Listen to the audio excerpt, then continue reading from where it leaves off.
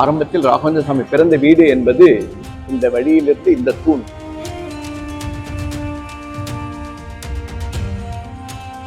நீ உன்னுடைய தவ வலிமைப்படி 600 ஆண்டு காலம் உன்னை வணங்கும் பக்தர்களுடைய பாவத்தை நீ ஏற்றுக்கொண்டு அவர்களுக்கு உன்னால்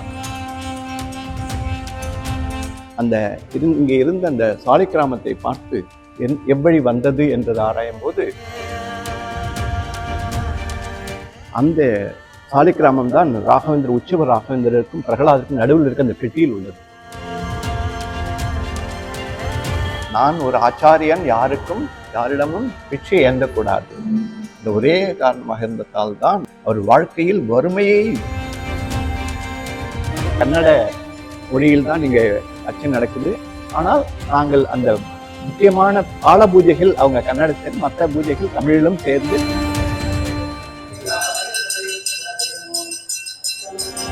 ஒரு கிட்டத்தட்ட 15 ஆண்டுகளாக திருமணமாகி குழந்தை வரமே இல்லை, குழந்தை பாக்கியமே இல்லை. ஃபாதர் ராகவேந்திர பாதம் அவர் வீட்டே இருக்கும். டெய்லி அவர் காலையிலேருந்து பார்த்துட்டே இருப்பார். 2 முறை போனோம், 3 முறை போனோம், 4வது முறை போனோம். ரஜினிகாந்த் அவர்கள் தான் முதலாக வந்திருந்து இந்த இடத்திலேயே அடிக்கல் நாட்டு விழா செய்தார்கள் என்பதை மணப்பெண்ணின் பிரத்யேகமான திருமணப்பட்டு Vivaha the Chennai Silks. Dhotis and shirts nale Poomer தான். Puma Majestic Collections, premium dhotis and shirts.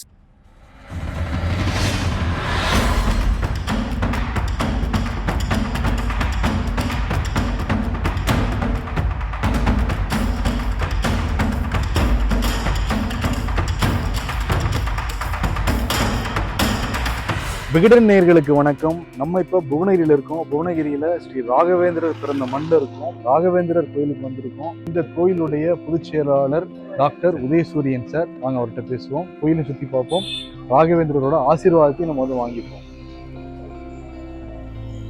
வணக்கம் சார். ராகவேந்திர ஜென்மஸ்தலம் சார்பாக உங்களெல்லாம் வருக வரவேற்கிறோம்.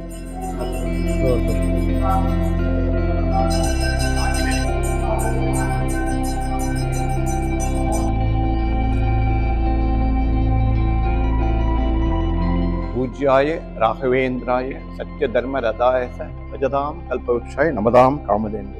ராகவேந்திர சுவாமியினுடைய பிறந்த வீடு 1592ஆம் ஆண்டு திம்மண்ணப்பட்டர் கோபிகாம்பாளுடைய தம்பதிகளுக்கு 2வது மகனாக ராகவேந்திர சுவாமி இங்கு பிறந்து இங்கு 21 ஆண்டு காலம் அவருடைய பாலிய பருவம் வரை இங்கு வாழ்ந்து அவர் கல்வி கற்பதற்காக கும்பகோணம் ஸ்ரீ விஜயேந்திர சுவாமிகள் மடத்தில் சேர்ந்து அவர்கள் கல்வி கற்றார்கள். அப்படிப்பட்ட அவருடைய பிறந்த வீடு இந்த குருவாரம் நீங்கள் எல்லாம் வந்திருக்கிறீர்கள். பிறந்த வீடின் சார்பாக சக்தி விகடன் அமைப்புகள் நாங்கள் வருக என்று வரவேற்கின்றோம்.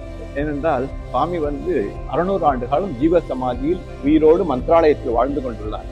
இது காலம் 340 ஆண்டுகள் கடந்துள்ளது.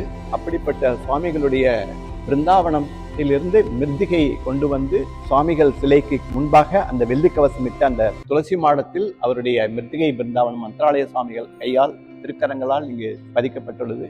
இதற்கு முன்பிருந்த 3 மந்திராலய பீடாதிபதிகள் இங்கு வந்துள்ளார்கள். ஒவ்வொரு ஆண்டும் ஸ்ரீ ராகவேந்திரருடைய குரு விஜயேந்திர தீர்த்த சுவாமிகளுடைய ஆராதனைக்கு அவர்கள் கும்பகோணம் வரும்போது மந்திராலய பீடாதிபதி அவர்கள் இங்கு வந்து பிறந்த வீட்டில் அவர்களுடைய பூஜைகள் நிறைவு செய்து இங்கு மூலராம பூஜைகள் முதற்கொண்டு அனைத்தையும் செய்துவிட்டு தான் அவர்கள் செல்வது வழக்கம். 108 திவ்ய தேசத்தில் 1வது திவ்ய தேசம் ஸ்ரீரமங்க, 2வது திவ்ய தேசம் ஸ்ரீமுஷ்டம். இந்த ஸ்ரீமுஷ்டத்தை பார்க்க வேண்டும் என்பதற்காக ஒவ்வொரு ஆண்டும் அவர் வரும்போது புவனகிரியும் வந்து இங்கு இருந்து சுவாமி தர்சனம் செய்வது பெரிய பாக்கியம். சுவாமி பிறந்த வீடு ஒரு அறக்கட்டளையாக அமைத்து இந்த அறக்கட்டளைக்கு ஆரம்ப காலத்தில் இந்த இடத்தை பிறந்த வீடு என்றது தொல்பொருள் ஆராய்ச்சி கழகம் மூலியமாக வி சுவாமிநாதன் அவர்கள் அறக்கட்டளைத்துறை அமைச்சராக இருக்கும்போது இந்த அமைப்பு உருவாக்கப்பட்டது. ஒவ்வொரு நாளும் இங்கு உள்ள ஏழைகளுக்கு எல்லாருக்கும் அன்னதானம். இன்றைய தினம் 100 பேர் அன்னதானம் உண்டார்கள். எத்தனை பேர் வந்தாலும் அவர்களுக்கு அனைவருக்கும் அன்னதானம் நடக்கிறது. 20 ஆண்டுகளுக்கு முன்பாக இந்த பகுதி புவனகிரி பிளாக் பகுதியில் மனவளர்ச்சி குன்றிய குழந்தைகள் அதிகமாக உள்ளார்கள். அவர்களுக்கு எந்த ஒரு அமைப்பும் எடுத்து நடத்த முடியவில்லை என்று கூறியதன் காரணமாக நமது அறக்கட்டளை சார்பாக இலவசமாக கடந்த 20 ஆண்டு காலமாக மனவளர்ச்சி குன்றிய குழந்தைகள் 100 குழந்தைகளுக்கு இங்கு அவர்களை அழைத்து வந்து, ஏனென்றால் நம்ம ட்ரஸ்டினுடைய ஃப்ரீ போக்குவரத்து அவர்கள் அளித்து ஃப்ரீயாகவே அவர் அழைத்து வந்து அவர்களுக்கு பாடம் கற்று அவர்களுக்கு இப்போது மாற்றுத்திறனாளிகள் துறை சார்பாக உள்ள அனைத்து வசதிகளையும் அவர்களுக்கு முழுமையாக செய்து கொடுத்துள்ளோம். சேவையை பாராட்டி அரசாங்கமே 16 சென்ட் நிலத்தை அளித்துள்ளார்கள். அடுத்த மாதம் 20ஆம் தேதி அந்த இடத்தில் நாங்கள் புது கட்டிடத்தில் துவக்க உள்ளோம். சரி, இந்த ஆலயம் கட்டப்பட்டு எவ்வளோ ஆண்டுகள் ஆகுது? 42 ஆண்டுகளாக மாட்டுத் தொழுவமாக இருந்த இந்த இடத்தை கண்டுபிடித்து அந்த இடத்தில் ஆராயும் போது அங்கு சாலி கிராமம், ஏனென்றால் இவர்கள் பிராமின்லேயே மாத்வா பிராமின் என்ற சப்செட்டை சேர்ந்தவர்கள். அந்த மாத்வா பிராமின்கள் முதல் பக்தி செய்து அவர்கள் பூஜை செய்து அபிஷேகம் செய்து வழிபடுவது சாலி கிராமத்தை தான். இங்கே இருந்த அந்த சாலி கிராமத்தை பார்த்து அந்த சாலி கிராம எவ்வழி வந்தது என்றது ஆராயும் போது உங்களுக்கே தெரியும், விஜயநகர சாம்ராஜ்யம் அழியும் போது அங்கிருந்து இந்த மாதிரி மாத்தா குடும்பங்கள் ஒரு 400 குடும்பங்கள் தமிழ்நாடு, கர்நாடகா, ஆந்திரா போன்ற பகுதிகளுக்கெல்லாம் திரும்பி சென்றுள்ளார்கள். அப்படி வந்த திம்மண்ணப்பட்டருடைய குடும்பம் ஸ்ரீமுஷ்ணத்தை வழிபட்டு அருகில் உள்ள புவனகிரியில் இங்கு வந்து அவர்கள் தங்கினார்கள் என்பது பூர்வீகம். அந்த சாலி கிராமம் தான் உற்சவ ராகவேந்திரருக்கும் பிரகலாதருக்கும் நடுவில் இருக்க அந்த பெட்டியில் உள்ளது. அந்த சாலி கிராமத்தை அவர்கள் பார்த்து ஆராய்ந்துதான் இது வந்து சாட்சாத் ராகவேந்திரருடைய மூதாதையர்கள் வழிபட்டு வந்து இதுவரை இங்கு உள்ளது என்று ஆராய்ச்சி செய்து அவர்கள் இங்கிருந்து தினமும் வெள்ளாறு என்றது அவங்க சாஸ்திரத்தில் சுவேத நதி என்று வெள்ளாற்றை இருக்கும். அந்த வெள்ளாறு செல்லும் வழியில் ராகவேந்திர சுவாமியுடைய இதற்கு முன் அவதாரமாக வியாசராய் அவதாரத்தில் அவர்கள் வந்து 108 ஆஞ்சநேயரை இந்தியா ஃபுல்லா பிரதிஷ்டை செய்துள்ளார்கள். அந்த ஆஞ்சநேயர் வாளில் மணி இருக்கும். அந்த வியாசராய பிரதிஷ்டை பண்ண ஆஞ்சநேயரையும் அவர்கள் அறிவியபூர்வமாக ஆராய்ந்து இந்த இடத்தை கண்டுபிடித்தார்கள். அதே போல் இதற்கு அடுத்த தெருவு யாதவ தெருவில் உள்ள லட்சுமி நாராயண பெருமாள் ஆலயம். இதுதான் அவருடைய சரித்திரத்தில் அவர் வழிபட்ட 2 தெய்வங்களையும் கண்டுபிடித்து தான் இது பிறந்த வீடு என்பதை முழுமையாக அளித்து அதற்கான அரசு சான்றிதழ் அவர் அளித்ததை கல்வெட்டாகவே நாங்கள் பதித்துள்ளோம். இந்தியா முழுக்க இருக்க மக்கள், தமிழ்நாட்டிற்கும் வந்துகிட்டே இருக்காங்க. இங்கு வந்து முக்கியமாக இந்த ராகவேந்திர சுவாமி அமைந்துள்ள பிருந்தாவனம் வந்து ஆந்திரா, கர்நாடகா உடைய பார்டர் என்று குறிப்பிடும்படி எல்லைக்கோட்டில் அமைந்துள்ளதால் பக்தி சார்ந்த மக்கள் என்று கூறினார்கள். தென்னிந்தியாவில் கர்நாடகா மக்களை தான் அதிகம். அப்படிப்பட்ட கர்நாடகா மக்கள் ஒவ்வொரு மாதமும் ஒரு 35லிருந்து 50% இங்கு வரும் பக்தர்கள் எல்லாம் கர்நாடகா அடிப்படையாக கொண்ட அந்த பகுதி வாழ் மக்கள் தான் இங்கு வந்துள்ளார்கள். இங்கு பூஜைகளும் மந்திராலய பூஜைப்படி கன்னட மொழியில் தான் இங்கே அர்ச்சனை நடக்குது. ஆனால் நாங்கள் அந்த முக்கியமான பால பூஜைகள் அவங்க கன்னடத்தில், மற்ற பூஜைகள் தமிழிலும் சேர்ந்து, ஏனென்றால் எங்கள் அறக்கட்டளை கௌரவ தலைவர் வி சுவாமிநாதன் ஐயா அவர்கள் தமிழ் முறைப்படி பூஜை செய்ய வேண்டும் என்று கூறியது பேர் முறையாக தமிழ் பூஜைகள் நாங்கள் தொடர்ந்து செய்து வருவோம். சாமி தரிசனம் முன்னாடி சுற்றி வரலாம். சுவாமியினுடைய பயிற்சி, அவருடைய கையெழுத்து. என்ன எழுத்துங்க அது? கன்னடம். கன்னடத்தில் ஆரம்பத்தில் ராகவேந்திர சுவாமி பிறந்த வீடு என்பது இந்த வழியிலிருந்து இந்த தூண், பின்பக்கம் அந்த தூண். இதுவரை மட்டும்தான் இந்த ஆலயம் ஆரம்பத்தில் இருந்தது.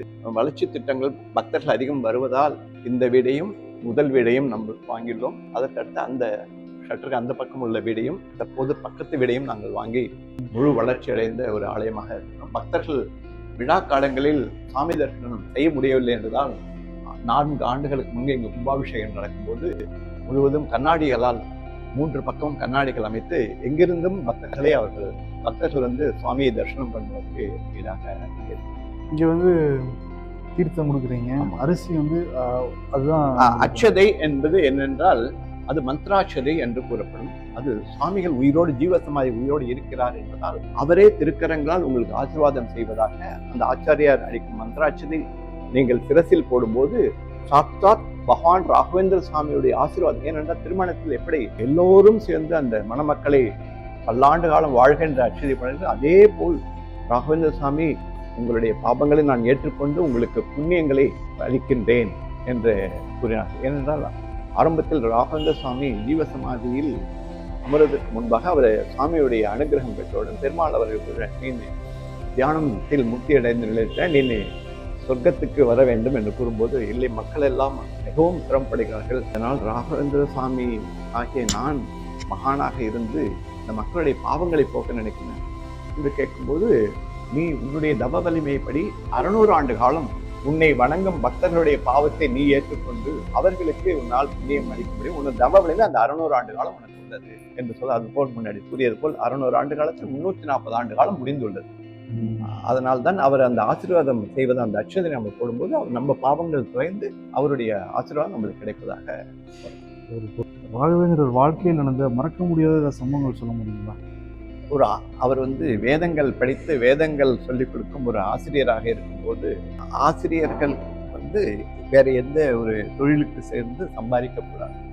அதே போல் ஆசிரியர் தொழிலும் அறப்பணியாக உள்ளதால் அதிலையும் சிஷ்யர்களிடம் பணம் வாங்கக்கூடாது என்பதால் வறுமை மிக மிக மிக கொடுமையான ஒரு வறுமை காலகட்டத்தில் அவர்கள் இருந்தார். அவர்களுக்கு அளிக்கும் சன்மானத்தையும் அவர் ஏற்றுக்கொள்வது இல்லை.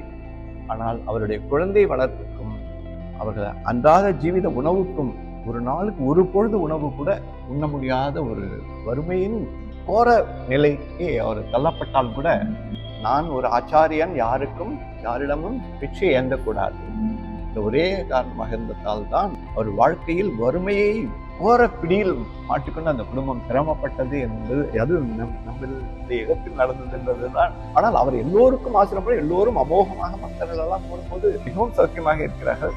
காரணம் அவர் பட்ட கஷ்டங்கள் யாருக்கும் வரக்கூடாது என்ற ஒரே ஆசீர்வாதம். அவர் ஜீவ சமாதி அடையணுங்கிறது எப்ப நினைச்சாரு? இதனால அந்த முடிவெடுத்தார். அவங்கள் ஆச்சாரியார்கள் பொதுவாகவே அவர்கள் திக்விஜயம் என்பது போல் பாத யாத்திரையாக உலகம் முழுவதும், இந்தியா முழுவதும் பாரத தேசத்தில் பிரவேசம் அடைவார். அப்படி செல்லும் போது கர்நாடகா ஆந்திரா எல்லை பகுதியில் உள்ள பஞ்சமுகி என்ற ஒரு குன்று, அங்கு அவர் இருந்து 12 ஆண்டு காலம் அவர் அங்கு தியானத்தில் இருந்தார். அந்த பிக்ஷாலியாவுடைய குன்றில் அவர் அமைந்து தியானம் பண்ண இடம் இன்றும் திருக்கோயிலாக அமைத்துள்ளார். அந்த இடத்தில் அவர் 11 ஆண்டு காலம் தியானம் இருக்கும்போது அவருக்கு அந்த தியானத்தை பகவான் சாப்தாத் பெருமாள் ஏற்றுக்கொண்டு 5 முகமாக பெருமாள் அங்கே அவருக்கு ஆசீர்வதிக்கிறார். அதே போல் 5 முகமாக ஆஞ்சநேயரும், பஞ்சமுக ஆஞ்சநேயராக அங்கு 2 சுவாமிகளும் அவருக்கு ஆசீர்வாதம் அளித்து அவர் ஜீவன் முக்தி என்ற முக்தி நிலை அடைந்ததற்கான ஒரு, அப்படிப்பட்டு இருக்கும்போது அங்கு இருந்து ஒரு 12 கிலோமீட்டர் தொலைவில் மாஞ்சாலை என்ற ஒரு மிகவும் வறண்ட பிரதேசம். அந்த பிரதேசத்தில் உள்ள எல்லை அம்மன் பேர் மாஞ்சாலை அம்மன். அந்த மாஞ்சாலை அம்மன், நீ தியானம் செய்வதற்கு முக்தி நிலை அடைந்து விட்டாய், நீ ஒரு பிருந்தாவன பிரவேசம் அடைய வேண்டும் என்று நினைப்பதால் நீ என்னிடத்தில் பிருந்தாவன பிரவேசமா நீ அமர்ந்தால் இந்த வறண்ட பாலைவனம் செழித்த பூங்காவனமாக மாறும். அதனால் தயவு செய்து நீ இங்குதான் மந்திராலயம் என்று தற்போது அழைக்கப்படும் இடம் மாஞ்சாலை காடு, வறண்ட காடு, அந்த காட்டில் அமர வேண்டும் என்று கூறியதன் பேரில் அவர்கள் மந்திராலயத்தில் அமர்ந்து ஜீவசமாதி. அப்படி பெங்களூர் போகும்பொழுது ஒரு வீட்டில் போய் தங்குவேன். ஒரு கிட்டத்தட்ட 15 ஆண்டுகளாக திருமணமாகி குழந்தை வளமே இல்லை, குழந்தை பாக்கியமே இல்லை. நம்ம பாதம் ஒவ்வொரு 2-3 மாதம் முன்னாடி பெங்களூர் போவேன். ஒவ்வொரு மாதமும் என்னை கூப்பிடுவார், எங்கள் வீட்டுக்கே தங்குவோம், எங்கள் வீட்டுக்கு தங்குவோம்னார். அவர் வீட்டே போய் தங்குவோம். ராகவேந்திர சுவாமி பாதம் அவர் வீட்டே இருக்கும். டெய்லி அவர் காலையிலேருந்து பாத்துட்டே இருப்பார். நாங்கள் கிளம்புற வரைக்கும் அந்த பாதம் அவர் வீட்டில் இருக்கும், கொஞ்சம் பண்ணிகிட்டே இருப்பார். 2 முறை போனோம், 3 முறை போனோம், 4ஆவது முறை போனோம். அவங்க வீட்டில் அவங்க சொன்னார், 2 மாதம் ப்ரெக்னெண்ட்டாக இருக்காங்க. அவருக்கு அளவில்லா மகிழ்ச்சி. ராகவேந்திர சுவாமி, நான் இவ்வளோ மந்திராலயம் போயிருக்கேன், பக்கத்திலே 5th பிளாக் ஜெயநகர் மடத்தில் ரொம்ப தீவிர டிவோட்டி. புவனகிரி ராகவேந்திர சுவாமி பாதம் வீட்டுக்கு வந்ததால் தான் ராகவேந்திர சுவாமி எனக்கு குழந்தை வாக்கி கொடுத்தாரு. ரொம்ப ரொம்ப ரொம்ப சந்தோஷப்பட்டேன். இந்த அளவும் ராகவேந்திர சுவாமிக்கு நிறைய சேவைகள் செஞ்சுருக்காங்க. கோடான கோடி பக்தர்களிடம் இந்த என்னுடைய 21 ஆண்டு கால இந்த பணியில் சந்தித்து பேசும்போதெல்லாம் அனைவரும் கூறுவது என்னவென்றால், ராகவேந்திர சாமி எப்போது நினைத்து அந்த மூல மந்திரமாக பூஜாய ராகவேந்திர சொல்லி அவரை நினைக்கிறோமோ, அந்த மூல மந்திரத்தில் சத்தியம் தர்மத்துக்கு உட்பட்டு நமது வேண்டுகோளை முழுமையாக ராகவேந்திர ஏற்று முழுமையாக நிறைவேற்றி வைக்கிறார் என்பது சாட்சாத் உண்மை என்று அனைத்து பக்தர்களும் இங்கு கூறுகிறார்கள். நானும் அனுபவபூர்வமாக உணர்ந்துள்ளேன். ஏனென்றால் அங்கு அமர்ந்த எனது மகனுக்கு கிட்னி ஃபெயிலியர் ஆகி காது கேட்காமல் சென்றவுடன் நான் அங்கு அமர்ந்து தியானம் செய்து பகவானை, குழந்தை இந்த மாதிரி ஆகிவிட்டது என்ற பிரார்த்தனை கேட்கும்போது அதிலிருந்து அவருடைய அருள்வாக்கு மிக மிக மிகவும் ஆசீர்வதிக்கப்பட்ட ஒரு அருள்வாக்கள் வந்ததால் தான் தற்போது எனது மகன் இன்ஜினியரிங் நல்ல படியாக முடித்துவிட்டு என்எல்சியில் வேலை சேர்ந்துள்ளார்கள் என்ற காரணம் சாத்தாத் பகவானுடைய ஆசீர்வாதம். ஒரு ஊனமுற்ற குழந்தை இந்த நல்ல நிலைக்கு வந்தது காரணம் ராகவேந்திர சுவாமி. இந்த மூல மந்திரம் சொன்னா எல்லாமே வேண்டுதல்லாம் நிறைவேறும். இந்த மூல மந்திரத்தை எங்களுக்கு சொல்லுங்க. ஸ்ரீ பூஜ்யாய ராகவேந்திராய சத்ய தர்ம ரதாய கஜதாம் கல்ப விருக்ஷாய நமதாம் காமதேனுவே என்று கூறினாலே ராகவேந்திர சாத்தாத் நம் அருகில் வந்துள்ளார். நமது வேண்டுகோளை ஏற்று நிறைவேற்றியிருப்பார். 1989 இந்த சுவாமிகள் லட்சுமி நரசிம்மர், ஆஞ்சநேயர், பிரகலாதர், மித்திகா பிருந்தாவனம், ராகவேந்திர சுவாமி பிறந்த வீடு கோயிலாக பண்ணிருக்காங்க. விசேஷம். இங்கே ரொம்ப வருஷ காலமாக மித்திகா பிருந்தாவனம் இல்லாமல் இருந்தது. மந்திராலயத்தில் போய் மந்திராலய குருஜியை கேட்டாங்க. அவங்க பார்த்தாங்க. இங்கே பார்க்கும்பொழுது இங்கே ஒரு பிருந்தாவனம் வச்சிங்கன்னா நாங்கள் மந்திராலயத்துலேருந்து வரோம்னு சொன்னாங்க. மந்திராலய சுரபீந்திர சுவாமிகள் கரங்களால் 1989 அடிக்கல் நடத்தப்பட்டது. 2008 மித்திகா பிருந்தாவனம் பிரதிஷ்டாபனம் பண்ணாங்க. விசேஷம். மித்திகா பிருந்தாவனம் வச்சாதான் மந்திராலயத்திலிருந்து அஸ்பெக்ட் பண்ணுவாங்க. மித்திகா ராகவேந்திர சுவாமி பிறந்த வீட்டில் அவர் ராகவேந்திர சுவாமிகள் தனக்கு 700 பிருந்தாவனம், மித்திகா பிருந்தாவனம் 700 பிருந்தாவனம் வரும்னு சொல்லியிருக்கார். அந்த 700 பிருந்தாவனத்தில் அவர் பிறந்த வீட்டில் அவருக்கு ஒரு சின்ன மித்திகா பிருந்தாவனம் வச்சிருக்காங்க. எல்லா ஊர்லையும் மந்திராலயத்தில் பார்த்தீங்கன்னா மிகப்பெரிய பிருந்தாவனம் 6-7 அடி உயரத்தில் இருக்கும். அவர் பிறந்த வீட்டில் இங்கே சின்னதாக அவர் இந்த சிறையை அந்த ராகவேந்திர சுவாமியும் தெரியணும், பிருந்தாவனமும் தெரியணும்னு சொல்லிட்டு சின்ன மித்திகா பிருந்தாவனம் மந்திராலயத்தை கொண்டு வரப்பட வச்சிருக்காங்க. இந்த தேர் வரும்பா நீங்கள் வாரம் வியாழக்கிழமை அன்று இரவு 8 மணிக்கு சஷ்டி பூஜை முடிந்தவுடன் ரதம் உற்சவ பிரகலாதரை அமர வைத்து, ஏனென்றால் ராகவேந்தர் உயிரோடு இருக்கிறார் என்பதால் அவர்களுக்கு இந்த பிரகலாத அவதாரத்தை சிலையை இங்கு வைத்து உள்புறம் சுவாமி வலம் வரும். வியாழக்கிழமை 8 மணிக்கு தான் எங்களால் பார்க்க முடியும். ஆமாம், அவசியம் நீங்கள் எப்பயாவது இந்த பக்கம் வரும்போது வியாழக்கிழமை 7:30-8 மணிக்குள்ளார் நீங்கள் வந்துட்டீங்கன்னா ரதோற்சவத்தில் சஷ்டி பூஜையிலும் கலந்து கொள்ளும் வாய்ப்பு. மந்திராலயம் போக முடியல அப்படின்னு ஒரு பக்தர் சொன்னார். என் கனவுல புவனகிரிக்கு வா அப்படின்னு சொன்னார். சுவாமிகள் கனவுல நான் மந்திராலயம் வரவேன், புவனகிரிக்கே பாருங்கன்னு சொன்னாங்க. நான் புவனகிரிக்கே கேட்டேன். நிறைய பக்தர் வந்துருக்காங்க சார். ஒரு நாளைக்கு நான் கர்நாடகா பக்தர்லாம் ரொம்ப அதிகமாக வந்துருக்காங்க. நிறைய ராகவேந்திர சமயத்தினுடைய நிறைய பண்ணிருக்காரு. மிகப்பெரிய மகான். இந்த ஸ்லோகம் ராகவேந்திர சுவாமிகளே வெளியில அந்த பிருந்தான பிரவேசம், ராகவேந்திர சுவாமி பிருந்தான பிரவேசம் ஆயிட்டார், ஜீவசமாதி ஆயிட்டார். அந்த பிருந்தானத்தின் வெளியில இந்த ஸ்லோகம் முற்றிலும் உண்மை, சாட்சி ஆயா சோத்ரகி அப்படின்னு சொன்னார். இந்த 32 ஸ்லோகம் யார் ஒரு நாள் சொல்றாங்களோ அவங்களுக்கு எல்லா அருளும் கிடைக்கும். 32 ஸ்லோகத்துக்கு சாட்சி ஆயா சோத்ரகி, இது ஸ்ரீமன் நாராயணே சொன்னது அப்படின்னு. ராகவேந்திரா புனித தொண்டு அறக்கட்டளை மூலமாக ராகவேந்திரா சிறப்பு பள்ளி, அதாவது மன வளர்ச்சி மாற்றுத்திறனாளிகள் சிறப்பு பள்ளி ரன் ஆயிட்டு இருக்கு. இது ஒரு 20 வருஷமா இந்த ட்ரஸ்ட் ஃப்ரீயா, முற்றிலும் ஃப்ரீயா இந்த ஸ்கூல் நடத்திட்டு இருக்காங்க. நான் அந்த ஸ்கூல்ல ஒரு 16 வருஷமா நான் தான் ஸ்கூலோடைய ஹெச்எம். இங்க நிறைய வெரைட்டிஸ் டிசபிள்டு குழந்தைங்க இருக்காங்க. அது மெயினாக பார்த்தா மன வளர்ச்சி குன்றிய பிள்ளைங்க, ஆட்டிசம் அண்ட் ADHD, CPன்னு சொல்லிட்டு 4 வெரைட்டிஸ் எடுத்து பண்ணுறோம்.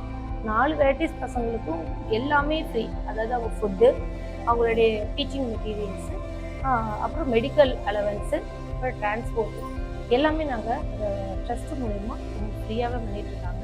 நாங்கள் தெரப்பி மெத்தட் தான் யூஸ் பண்ணிகிட்ருக்கோம். தெரப்பியில் நல்ல ரிசல்ட் கிடைக்கிது. எங்ககிட்டேருந்து நல்லா ரெக்கவரி ஆகி நார்மல் ஸ்கூல்ஸ்க்கு நிறைய பேர் நாங்கள் அனுப்பிச்சிருக்கோம். ஸோ எங்ககிட்ட வந்த குழந்தைங்க இதோட எங்கள் ஸ்டேஜ் முடிஞ்சிடும்ன்றது கிடையாது. லைஃப் லாங் அவங்களுக்கு என்ன தேவையோ அந்த ட்ரஸ்ட் பண்ணிட்டு இருக்காங்க. ஸோ அது மாதிரி தான் ஸ்கூல். எவ்வளோ பேர் படிச்சு முடிச்சுட்டு போயிருக்காங்க இது வரைக்கும்? எங்களுக்கு எஜுகேஷனுக்குள்ள இது வரைக்கும் ஒரு 12-13 பேர் எஜுகேஷனுக்குள்ள போயிட்டு 10th முடிச்சிருக்காங்க. இப்போ +1 +2 பண்ணிட்டு இருக்காங்க. ஒரு IT லெவல் அது மாதிரி போயிருக்காங்க. இல்லை இதுலேருந்து ஒரு 20 பசங்களுக்கு நாங்கள் இதை சுயமாக தொழில் வச்சு கொடுத்துருக்கோம். மகிழ்ச்சி, ரொம்ப நன்றி. பாசிட்டிவாக இருக்கும் உங்களை பேசுனது. நன்றி.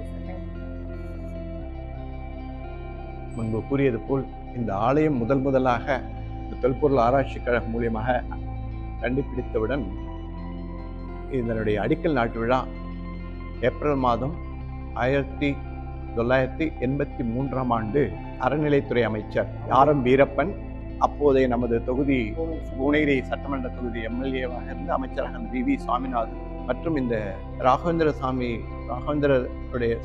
ரஜினிகாந்துடைய ராகவேந்திரருடைய 100வது படத்தை எடுத்த டைரக்டர் முத்துராமன் வந்திருந்து நமது புவனகிரியில் ஆற்றங்கரையில் உள்ள பெரிய ஒரு விழா மேடை அமைத்து ரஜினிகாந்த் அவர்கள்தான் இந்த அடிக்கல் நாட்டு விழா இந்த இடத்துக்காக முதலாக வந்திருந்து இந்த இடத்திலேயே அடிக்கல் நாட்டு விழா செய்தார்கள் என்பதை மிகவும் பெருமையுடன் தெரிவித்துக் கொள்கிறேன். ஆமாம், அவங்க வருவாங்க. அவங்க இங்கே பக்கத்தில் பரங்கிப்பேட்டையில் உள்ள பாபாஜி ஆலயத்துக்கு வரும்போதும், சிதம்பரத்தில் உள்ள வாத்தியார் ஆலயம் என்ற மௌனகுரு ஆலயத்துக்கு வரும்போதும் இங்கு வருவார்கள். ஆனால் அவர்கள் ஆலயம் மூடும் தருவாயில் உள்ள நேரங்களில் வந்துவிட்டு அவர் செல்வார். ஆனால் பக்தர்களுக்கு சிரமம் இல்லாமல் அவர்கள் வந்து சுவாமி தரிசனம் செய்வது வழக்கம்.